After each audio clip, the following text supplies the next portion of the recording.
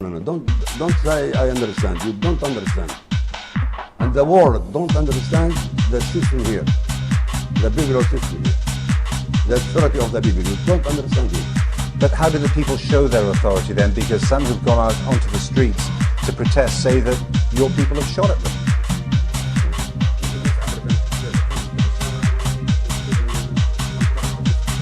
No demonstration at all in the streets.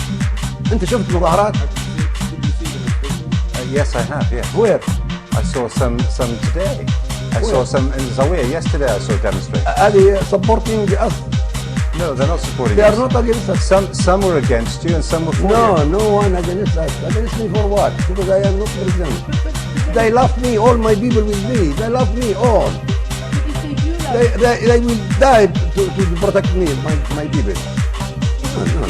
Some If people. they do love you, then why are they capturing Benghazi and they say they're against you? Then why are they... It is a guide, not my people. It is guide. Guide, yes. They came from outside. There is no question we are at war once again, and this first phase is to take out Gaddafi's air defenses. Throughout the night, the U.S. pounded Libya. The strikes began with more than 110 Tomahawk missiles launched mostly from U.S. ships and submarines, aiming at more than 20 targets, including surface-to-air missile sites. And this morning, reports that the U.S. took out a major Libyan airfield using B-2 bombers flown from a base in the U.S. The ship-launched missiles were fired from some 500 miles away in the Mediterranean Sea, hitting Libyan soil an hour later. These strikes were carefully coordinated with our coalition partners. Before the Tomahawks were launched, 20 French fighter jets flew over rebel-held Benghazi in a show of force, taking out one Libyan armored personnel carrier.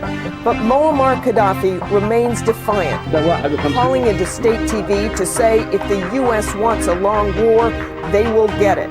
He gathered supporters, including women and children, around his compound and other key targets, essentially forming a human shield.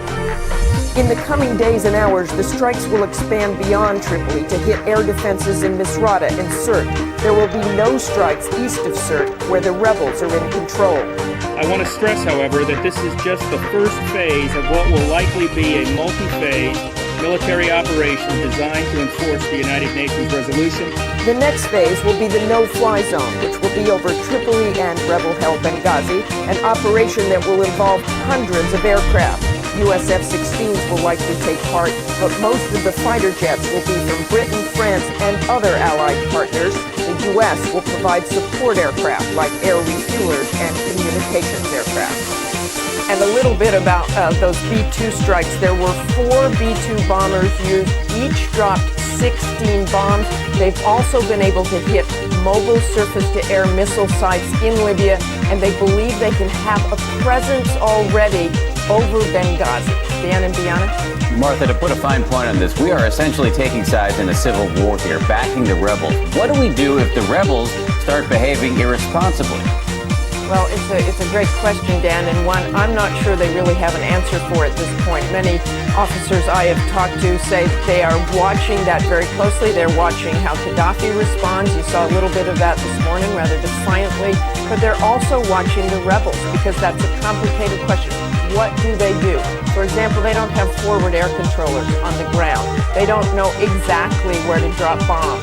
And this is very specific. It's very hard to find sides sometimes in a civil war. You don't really know who the good guy is and who the bad guy is, and they're not sure who all these rebels are. They're not sure who they're backing in many places.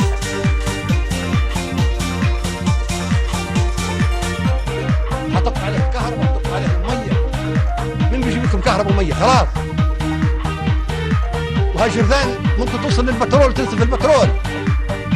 تعودوا للظلام لعام 52.